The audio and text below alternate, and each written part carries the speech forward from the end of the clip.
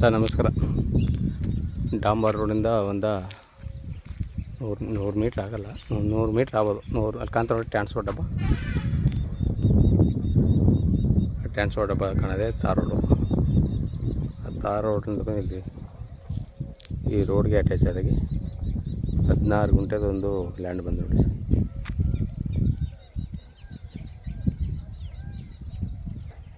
ಏನು ಮೇಳಕ್ಕಿತ್ತು ಕ್ಲೀನ್ ಮಾಡೋದೆ ಈ ಲ್ಯಾಂಡು.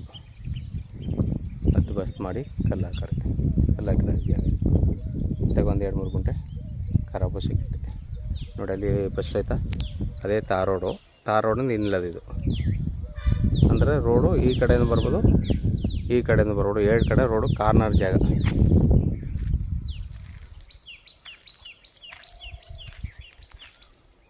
ಹದಿನಾರು ಗುಂಟೆ ಜನರ ಪ್ರಾಪರ್ಟಿ, ಲಿಂಗಾಯತರದು. ಇದು ಮೈಸೂರಿಗೆ 45 ಕಿಲೋಮೀಟ್ರ್ ಆಗುತ್ತೆ. ಮೈಸೂರು ಗುಂಡ್ಲುಪೇಟೆ ಊಟಿ NH ರೋಡ್ಗೆ 5 ಕಿಲೋಮೀಟ್ರ್ ಆಗುತ್ತೆ.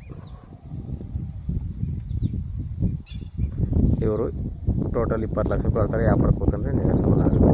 2 ಸಾಯಿಲು ಜನರ ಪ್ರಾಪರ್ಟಿ, ಲಿಂಗಾಯತರದು. ಮೈಸೂರಿಗೆ 45 ಕಿಲೋಮೀಟ್ರ್ ಆಗುತ್ತೆ. ಊಟಿ NH ರೋಡ್ಗೆ 5 ಕಿಲೋಮೀಟ್ರ್ ಆಗುತ್ತೆ. ಇದು ಗುಂಡ್ಲುಪೇಟೆ ರಿಜಿಸ್ಟ್ರೇಷನ್ ಬರುತ್ತೆ.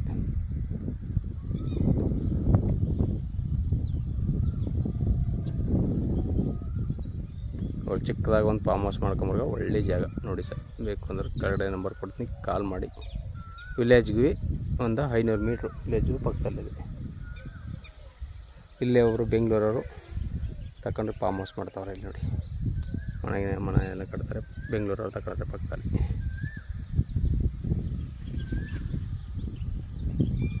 ನೋಡಿ ಸರ್. ಕೆಳಗಡೆ ನಂಬರ್ ಕೊಡ್ತೀನಿ, ಕಾಲ್ ಮಾಡಿ.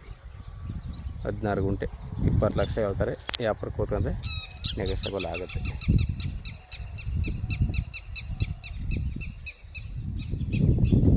ಕಾರ್ನರ್ ಪ್ರಾಪರ್ಟಿ, 2 ಕಡೆ ರೋಡು.